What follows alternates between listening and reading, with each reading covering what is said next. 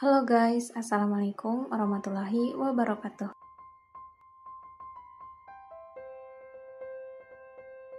Di video ini kita akan menganalisa salah satu unsur intrinsik novel Ayat-Ayat Cinta 1 bersama saya, Nabila Aida Nurmalah.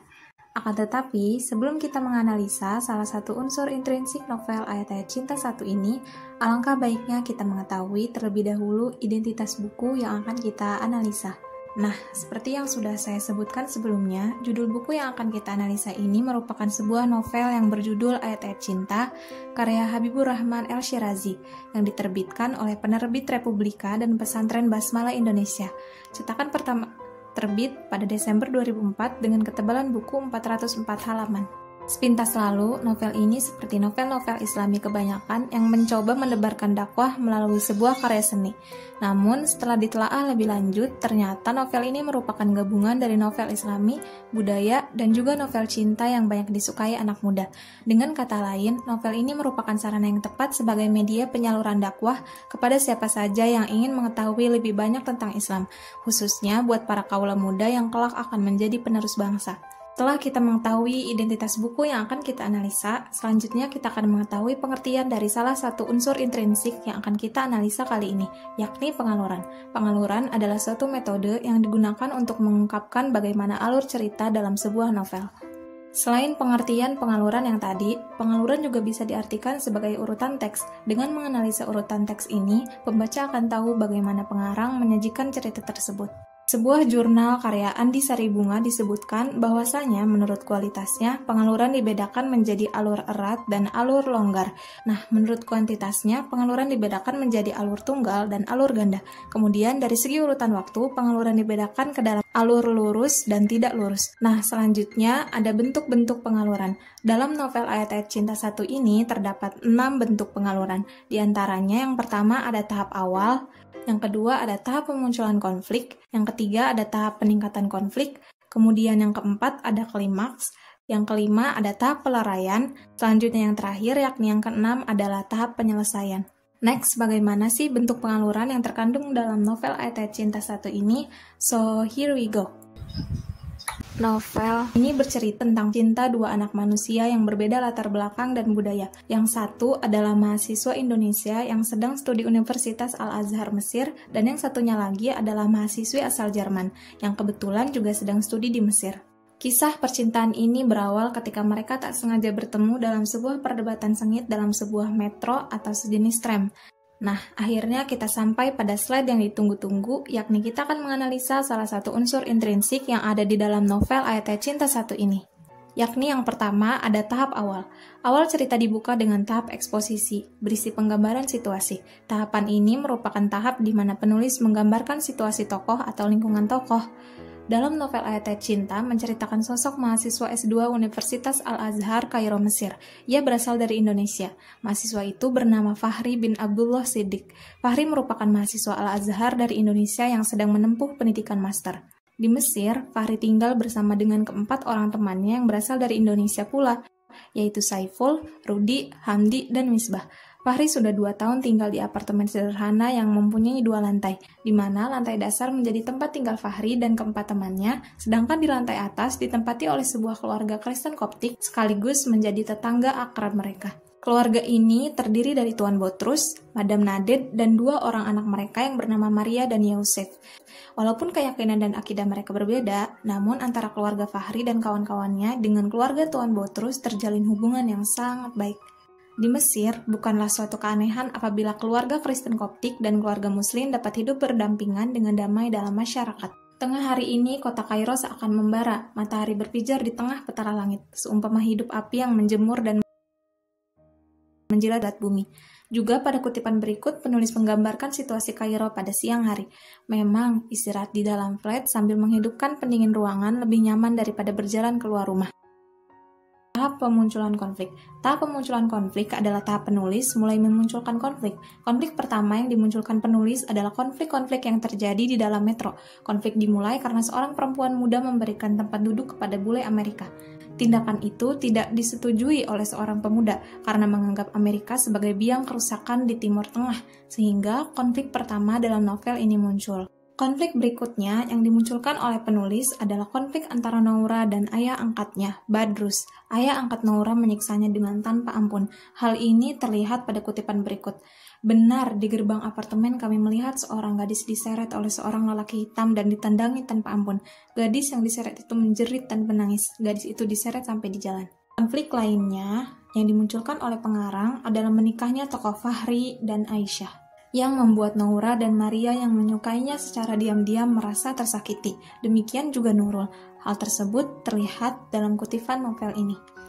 Orang yang dicintai Nurul yang namanya selalu dia sebut-sebut dalam doa-doanya yang membuat dirinya 1 minggu ini tidak bisa tidur entah kenapa adalah Fahri bin Abdullah Siddiq. Tahap yang ketiga adalah tahap rising action atau peningkatan konflik. Tahap peningkatan konflik pada novel ini adalah peristiwa penangkapan tokoh Fahri. Konflik ini akan mengantarkan tokoh Fahri pada klimaks. Kami mendapatkan perintah untuk menangkapmu dan menyeretmu ke penjara ya mugrim, bentakan polisi berkumis tebal. Penangkapan ini begitu mengejutkan tokoh Fahri. Dirinya merasa tak pernah melakukan kesalahan yang melanggar hukum. Fahri sangat terkejut ketika tahu bahwa alasan ia ditangkap yakni dirinya dituduh telah memperkosa Noura, gadis yang pernah ia tolong. Rasa kalau dirinya tidak pernah melakukan itu, tokoh Fahri berusaha untuk membela diri. Aku bukan pelaku pemerkosaan itu, Kapten, tegasku. Pada sidang pertama, Noura memberikan kesaksian bahwa ia memang telah diperkosa Fahri. Hal ini terlihat pada kutipan, terpaksa saya menjelaskan siapa yang sebenarnya menghamili saya. Tak lain dan tak bukan adalah Fahri Abdullah. Dia manusia serigala yang pura-pura menolong. Pada siang kedua, Bahadur memberikan kesaksian bahwa Fahri sering menyuli Noura dari jendela kamar. Hal inilah yang semakin memperuncing konflik tokoh Fahri yang tidak bisa berbuat apa-apa lagi. Tahap yang keempat adalah tahap klimaks. Klimaks adalah puncak konflik atau juga merupakan penentuan nasib tokoh utama.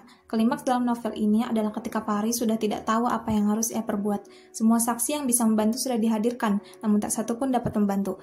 Hal yang bisa membuat ia bebas dari tahanan adalah tes DNA dan kesaksian Maria. Kalau tidak, Fahri akan dihukum gantung. Namun, tes DNA mendapat masalah karena tes DNA dapat dilakukan pada saat bayi sudah lahir. Dan hal itu sangat sulit. Hal ini terlihat pada kutipan, yang bisa diambil cuma sampel air ketuban, tidak bisa untuk pemeriksaan DNA. Jadi, harus menunggu janin itu dilahirkan baru bisa diperiksa DNA-nya. Karena cara pertama tidak mungkin, maka hanya tinggal satu cara, yaitu kesaksian Maria. Namun, Maria dalam keadaan sakit dan tidak bisa memberikan kesaksian. Sakit Maria karena cintanya kepada Fahri. Maria sakit dan tidak sadar. Dokter mengatakan bahwa Maria bisa sadar jika Fahri mengucap kata-kata mesra. Masalah timbul lagi karena Fahri tidak mau melakukannya. Agama melarang hal tersebut. Sehingga satu-satunya cara untuk menyembuhkan Maria dari sakit adalah Fahri harus menikahinya. Kalau begitu, nikahilah Maria, dia tidak akan bisa hidup tanpa dirimu.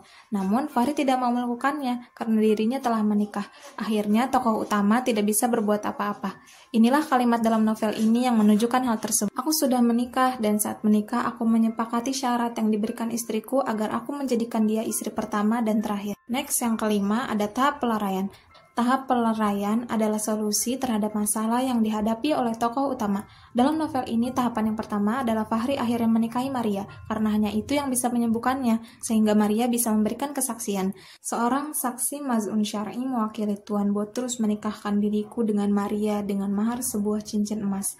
Akhirnya, setelah Fahri menikahi Maria, perempuan itu sadar dari komanya dan bisa memberikan kesaksiannya di pengadilan. Dalam kesaksiannya, Maria mengatakan Noura berbohong. Apa yang dikatakan Noura adalah fitnah belaka. Ia harus mendapatkan ganjaran atas tuduhan kejinya.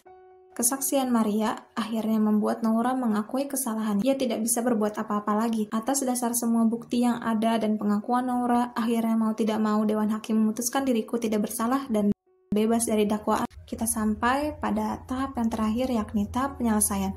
Fahri memiliki 2 orang istri yang solehah. Yang pertama Aisyah dan yang kedua Maria yang masih sakit-sakitan karena Maria terlalu emosi pada saat persidangan. Akhirnya dia dirawat kembali. Saat dia dirawat, ada keanehan yang terjadi, yaitu Maria tertidur dan bermimpi tiba di 7 pintu surga. Tetapi ketika dia masuk karena kenikmatannya, ternyata dia tidak diperbolehkan masuk sampai pintu ke-6. Pada pintu terakhir, dia boleh masuk tapi dengan satu syarat, yaitu harus mempunyai syahadat. Kemudian dia kembali pulang dan seseorang itu menunggu kembalinya Maria. Maria terbangun dan di hadapannya ada Fahri dan Aisyah. Maria bercerita kejadian dalam mimpinya. Kemudian Maria meminta Fahri dan Aisyah untuk mengajarkannya syahadat. Pada saat selesai syahadat, maka selesai riwayat Maria. Dia meninggal dengan diakhiri 2 kalimat syahadat. Ada suatu pesan ketika Fahri dan Maria sedang mengobrol. Maria akan menunggu Fahri di surga Firdaus untuk memadu cinta dan kasih. Tak lama kemudian, kedua matanya yang bening itu menutup rapat. Kuperiksa nafasnya telah tiada, nadinya tiada lagi denyutnya, dan jantungnya tiada lagi terdengar detaknya. Aku tak kuasa menahan derasnya leleh air mata. Aisyah juga, innalillahi wa inna ilaihi roji'un. Maria menghadap Tuhan dengan senyum di bibirnya. Wajah bersih akan diselimuti cahaya. Kata-kata yang tadi diucapkannya dengan bibir bergetar itu kembali terngiang-ngiang di telinga. Kutip novel tersebut. Kemudian, inilah pesan terakhir yang Maria sampaikan kepada Fahri. Sebagai penutup dari kisah novel ayat-ayat cinta 1 ini. Aku masih mencium bau surga, wanginya merasuk dalam sukma. Aku ingin masuk ke dalamnya. Di sana aku berjanji akan mempersiapkan segalanya dan menunggumu untuk bercinta, memadu kasih dalam cahaya kesucian dan kerelaan Tuhan selama-lamanya. Aku ingin mencium bau surga, wanginya merasuk dalam sukma.